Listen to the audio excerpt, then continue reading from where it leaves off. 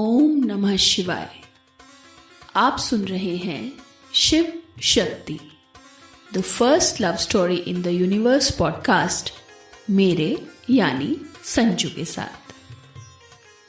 पिछले एपिसोड में आपने सुना कि किस तरह शिवरात्रि पर सती पुनः रुद्र को अपने समक्ष पाती हैं और संपूर्ण सृष्टि को शिव भक्ति में लीन देखकर अभिभूत हो जाती हैं। तो चलिए अब इस कहानी को आगे बढ़ाते हैं। सती अब सभा भवन में नहीं थी। वो एक विशाल बर्फीले पर्वत के बीचों बीच खड़ी थी, जहां उनके और रुद्र के सिवाय कोई और नहीं था।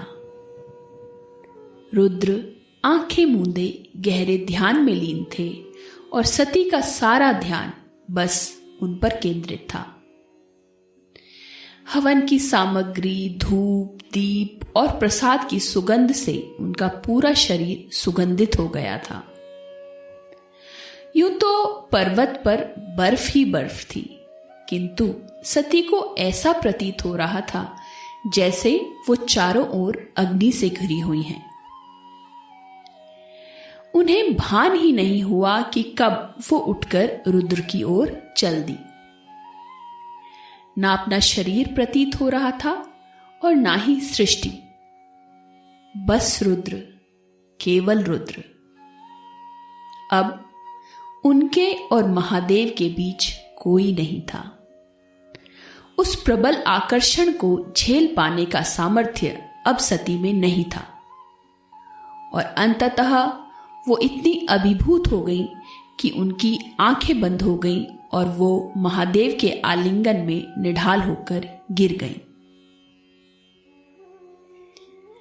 उस आलिंगन में बर्फ को जमा देने वाली ठंडक थी तो भीषण आग की गर्माहट भी, जिसमें वो जमती और पिघलती जा रही थी। भले ही उनके चारों ओर प्रकृति भयंकर उन्माद पर थी, किंतु रुद्र के आलिंगन में केवल शांति थी, मौन था और था ऐसा अलौकिक आनंद जिसकी अनुभूति आज तक सती को नहीं हुई थी, जो समझ और शब्दों से परे था। सती को जाने उस आलिंगन में कुछ क्षण हुए या कुछ घंटे या कई वर्ष बीते, पता नहीं, किंतु फिर उन्हें ऐसा प्रतीत हुआ जैसे उनके भीतर रक्त की लालिमा के रंग की बड़ी बड़ी लहरें उफान ले रही हैं, जो उनके शरीर के प्रत्येक अंग में दौड़ रही थी। उनकी गति इतनी तीव्र थी कि सती को लगा कि वो उन्हें विखंडित कर भस्म कर देंगी। संभले सती, अग्नि से सावधान रहें। सती अग्निकुंड के अति समीप थी जब महादेव ने उन्हें बांह पकड़कर अपनी ओर खींच लिया। सती किसी गहरे स्वप्न से उठी थी जैसे। उन्होंने अपने चारों ओर देखा तो खुद को वापस उस सभा कक्ष में पाया जहां सब गहन ध्यान में लीन थे और वो हवन कुंड की अग्नि की ऊंची ऊंची लाल लपटों से बस एक कदम की दूरी पर थी। वो मुझे क्षमा कीजिए शिव।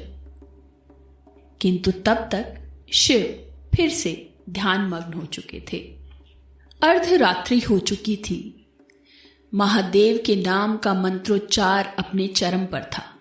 सती शिव में मग्न थी और शिव अपने अध खुले नेत्रों से सारी सृष्टि के भक्ति भाव को ग्रहण कर रहे थे।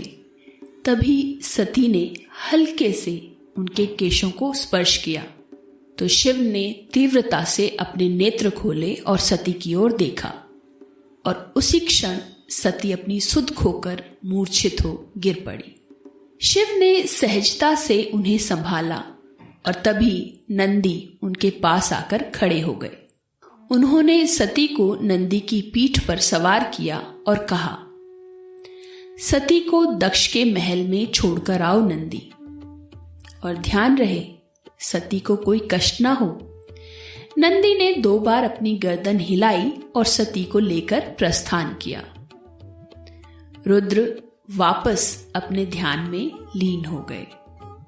दूर बैठे नारायण ये सारा प्रकरण देख रहे थे और मंद मंद मुस्कुरा रहे थे, जैसे कुछ उनका मनचाहा होने वाला था।